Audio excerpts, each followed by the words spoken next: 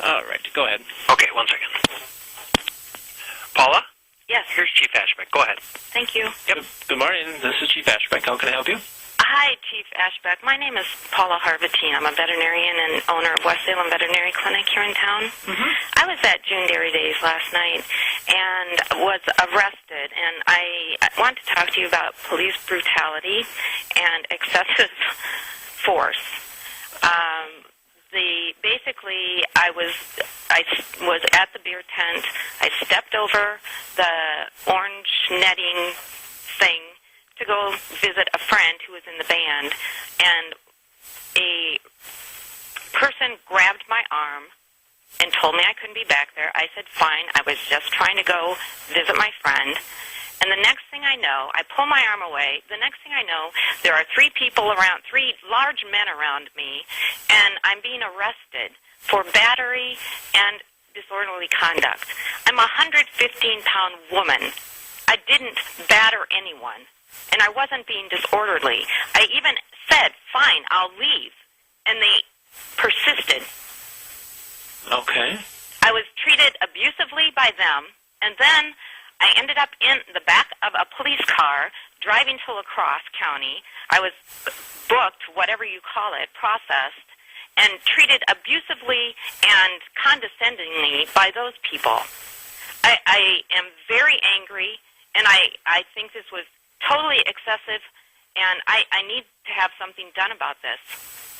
I don't even have a speeding ticket, and now I have been arrested. This is ridiculous. Okay. Well, what our options here are, I'll have you fill out a written statement for a written complaint that I will investigate.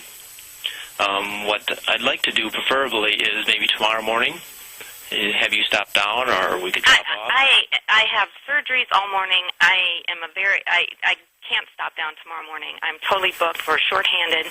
I can't cancel anything. I can get there sometime, maybe in the afternoon. I don't know what my schedule is in the afternoon. The officer that drove me downtown was Officer Schuster. Schupel? Mm-hmm. Does he work for West Salem? He does, yes. Can you explain to me how this could get from me trying to see a friend in a band to me being arrested and charged with battery and disorderly conduct? This is just overwhelmingly ridiculous to me. Well, I guess it's difficult for me to say, because all it would be is assumptions on my part. I've not had a chance to review any of the reports or talk with any of the officers involved, any of the witnesses. You know what I mean? So, I mean, I could certainly, because of past experiences, explain to you how I can see something getting out of hand and turning into something like that. But, you know, that would only be assumptions again, and may not be exactly what happened in your case. So, how can I get this dropped? How can I get this gone? Because it's totally ridiculous. Well, that actually would be something up to the district attorney's office, because, you know, again, unless we review the entire matter and I see that there are no basis for the charges, then I can recommend to the district attorney's office that it be dropped. But again, that's something that until I would investigate it, read all the reports, talk to the officers, witnesses involved to see, you know, and whether or not I agree, and then we could proceed from there. But can you explain to me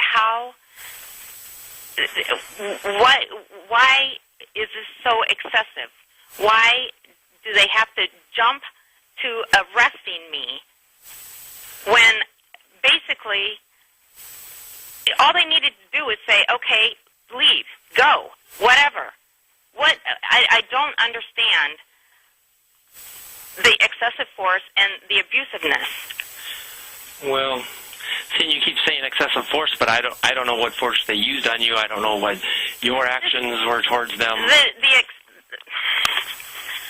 I was grabbed very roughly by my arm, and when I pulled my arm away, they assumed, I guess, that I was battering them. I have no idea Okay. where these assumptions came from. The point is, I am not a criminal, and I was not doing anything to harm anyone. Okay. Until these officers approached me. Okay. Well, are you stating that the excessive force occurred, like, inside the beer tent there when the three men grabbed you from by the orange fence or whatever? Yes. I'm saying that the excessive force happened when the person, when I was over the fence, number one, I didn't know that was a crime. Otherwise, I wouldn't have done it.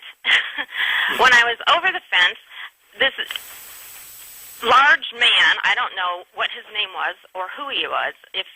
I think he was in the beer tent checking IDs at one point. I don't know if he was one of your officers or someone with June Dairy Days. Yeah, they have private security that's hired. He grabbed me. He grabbed my arm, and I pulled it away, and then he's calling the police. Okay. Yeah, that's excessive force to me. I was standing there. The wife of the band member I was trying to go see was standing right there, too, and I said, there she is. Just ask her, please. And, and then he was being abusive to me, and I got angry. I stand up for myself in case you hadn't noticed right now. But I am not a criminal. I am not abusive. I was doing nothing but having a good time until this man grabbed me. Okay. I certainly can understand your concerns and understand why you're upset. But again, until I, see both sides of it, I really can't give you much resolution, or I certainly can't agree with you at this point, just like I can't agree with the officers and their actions, because I haven't, been able to read and see what the whole scenario, what everyone's claiming to have occurred. So I don't know if their actions were justified, if the security guards were justified. No, they were totally unjustified. But I understand that you need to read it. The point is, I'm sure, considering the excessive force that man used on me in the first place, I'm sure his report will be judged or edged in his favor regardless. I mean, it's going to be one of those he said, she said kind of things, I imagine. I'm just extremely frustrated and upset with this whole situation. Well, I certainly would appreciate you completing out a written statement so that I have a good understanding of your side of it. You know what I mean?